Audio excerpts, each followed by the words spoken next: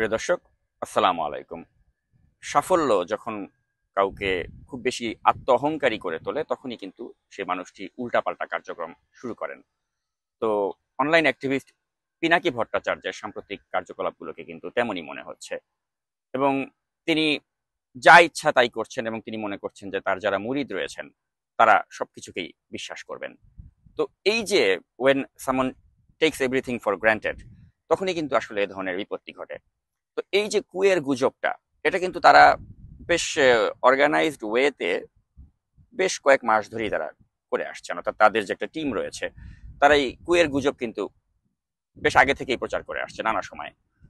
তো আজও দেখা গেল তিনি কিছুক্ষণ আগে লাইভে আসলেন, ফেসবুকে পোস্ট দিলেন, তিনি নাকি 46 পদাতিক ডিভিশন তাদের একটা অস্বাভাবিক মুভমেন্ট তিনি লক্ষ্য করছেন।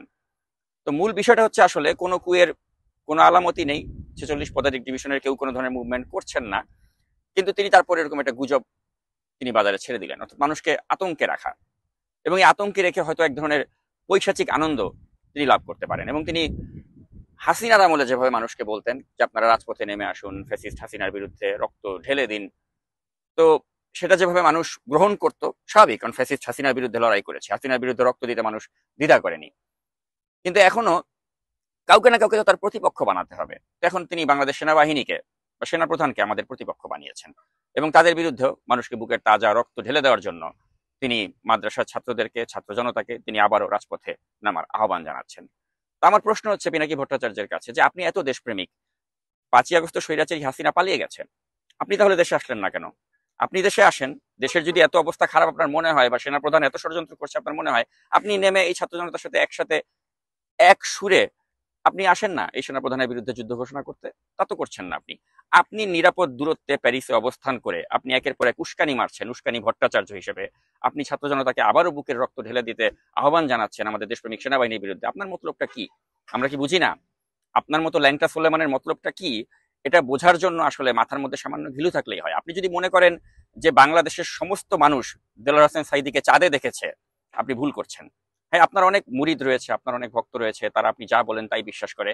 কিন্তু কথা হচ্ছে যে আপনার অবস্থা হয়ে গেছে এখন ওই রাখাল বালকের মতো।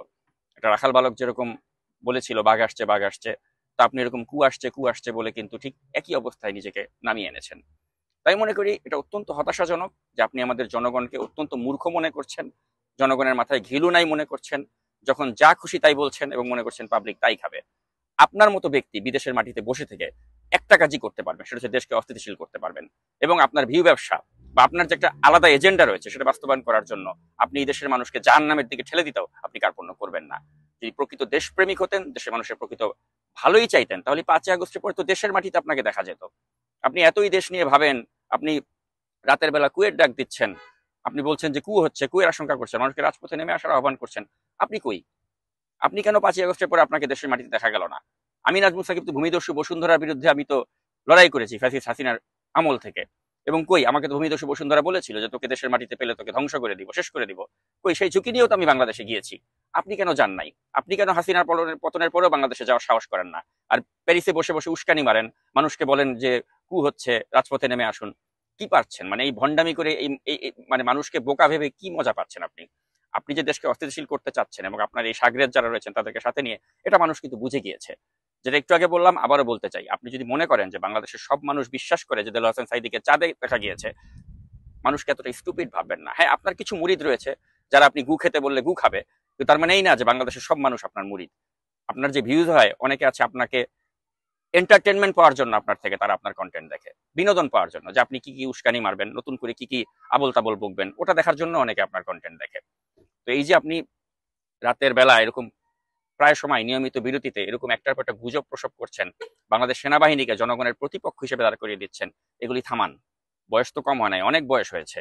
এই বয়সে তো অনেক ধরনের আকাম কুকাম করেছেন। নাদিয়ার সাথে আকাম কুকাম করেছেন নিজের ঘরে স্ত্রী থাকা সত্ত্বেও, এবং আরো কত ধরনের আকাম কুকাম করেছেন, সেগুলো তো অনলাইনে সোশ্যাল মিডিয়াতে দেখা যায়। তো একটা বয়স্ক মানুষ আর কত আকাম কুকাম করবেন জীবনে? দেশটাকে নিয়ে আর কত চিনিমিনি খেলবেন? অনেক আকাম কুকাম করেছেন দাদা, এবার ক্ষান্ত দেন, আমাদেরকে একটু শান্তিতে থাকতে দেন, মানুষকে একটু রাতে শান্তিতে ঘুমাতে দেন। এই কুয়ের কথা বলে মানুষকে আর এই ভয় দেখায় না। আপনার অবস্থা হয়ে গেছে এখন ওই রাখাল বালকের গল্পের মতো। আপনার মানে নিজের গ্রহণযোগ্যতা যেটা ছিল সেটাকে কেন এইভাবে এত তলানিতে নামিয়ে আনলেন? আল্লাহ আপনাকে হেদায়েত দেখ, এটাই প্রত্যাশা করে শেষ করছি এই ভিডিও। ধন্যবাদ।